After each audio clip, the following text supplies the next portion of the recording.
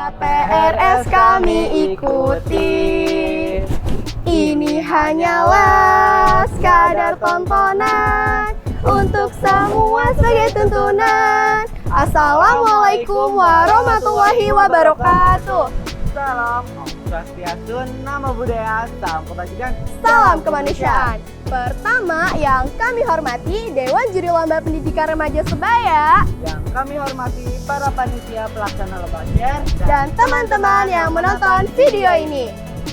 Sebelum memasuki materi lebih lanjut, alangkah baiknya kami memperkenalkan diri terlebih dahulu. Karena ada pepatah yang mengatakan Tak kenal maka tak sayang.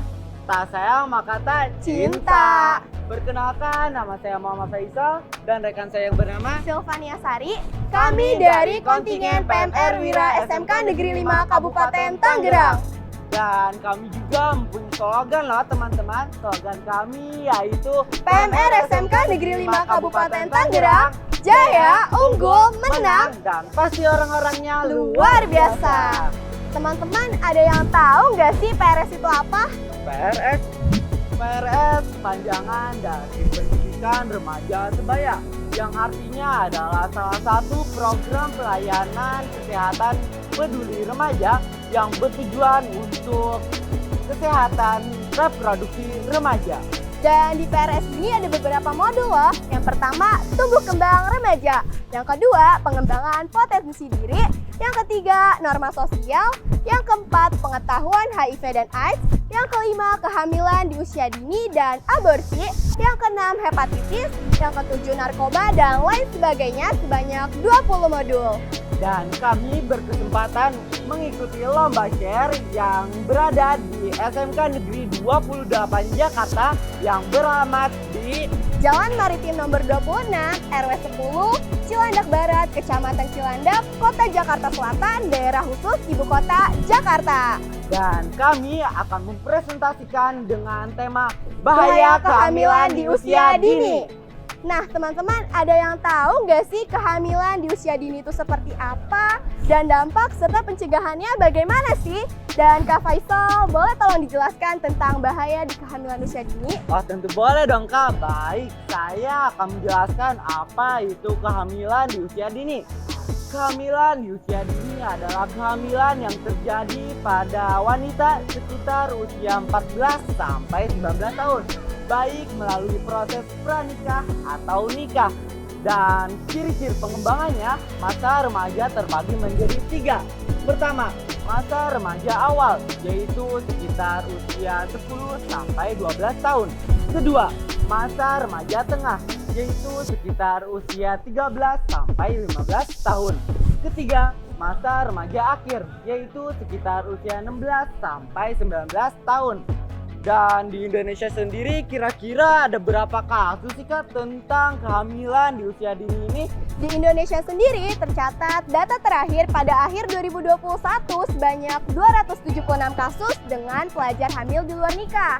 Dan ada beberapa kota nih teman-teman dengan kasus kehamilan terbanyak diantaranya yaitu Madiun. Belakangan ini Madiun menjadi sorotan publik karena kasus pernikahan dan kehamilan dini yang tercatat mengalami kenaikan lebih dari 100% dari tahun sebelumnya. Dan ada juga Yogyakarta. Berdasarkan data yang ada, Jogja mendapati angka kehamilan pada tahun 2022 sebanyak 45.589 kasus loh. Sebelum lanjut, kami mempunyai yel-yel lah teman-teman. Yel-yel kami yaitu Lomba PRS 2023, semangat dong, semangat dong, semangat, semangat dong. Oke, kita lanjut lagi ke materi. Dan juga faktor-faktor dari kehamilan di usia dini seperti pergaulan bebas, kurangnya peran orang tua dalam keluarga, kurangnya pendidikan seks dari orang tua terhadap remaja, dan perkembangan iptek yang tidak didasari dengan perkembangan mental yang kuat. Dan ada juga masalah-masalah yang timbul di kehamilan remaja ini. Pertama, masalah reproduksi. Kedua, masalah psikologi di kehamilan remaja. Ketiga, masalah sosial dan ekonomi keluarga. Dan dampak-dampak akibat kehamilan usia dini. Yang pertama ada keguguran, yang kedua persalinan prematur, yang ketiga mudah terjadinya infeksi, yang keempat anemia kehamilan, Yang kelima, mudah terjadinya keracunan hamilan atau bisa disebut dengan gestosis. Dan yang terakhir adalah kasus kematian ibu yang tinggi. Biar semangat lagi, kita yel lagi ya teman-teman. Lomba PRS 2023, semangat dong, semangat dong, semangat dong. Oke, kita lanjut lagi ke materi. Pasti di setiap penyakit ada yang namanya pencegahan. Dan di kehamilan remaja ini, pertama, tidak melakukan hubungan seksual sebelum menikah. Kedua, melakukan kegiatan positif. Ketiga, hindari perbuatan yang negatif. Yang keempat, jangan terjebak pada rayuan gombal. Yang kelima, hindari bertemu dengan orang yang tak dikenal. Dan yang terakhir, mendekatkan diri kepada Tuhan. Dan untuk penanganannya kira-kira bagaimana sih Kak? Untuk penanganan kasus kehamilan di usia dini, yang pertama, sikap bersahabat, jangan mencibir. Yang kedua, konseling pada remaja atau keluarga terkait dengan kehamilan atau persalinan. Yang ketiga, menyelesaikan masalah secara kekeluargaan. Dan yang terakhir, bila ingin aborsi, maka berikan resiko aborsi. Jadi, buang pikiran itu jauh-jauh ya teman-teman. Kan kita sudah tahu apa itu bahaya di kehamilan usia dini. Dampak-dampak dari kehamilan usia dini, Hal-hal yang terkait di bahaya kehamilan usia dini. dan cara penanganan di kehamilan usia dini.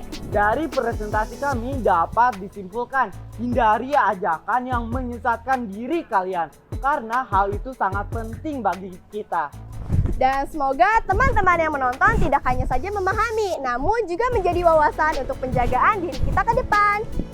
Dan kami juga mempunyai pantun loh teman-teman. Pantun kami yaitu petani memanen padi. Di dalam lubung, padi ditaruh. Sekian presentasi dari kami. Wassalamualaikum warahmatullahi wabarakatuh.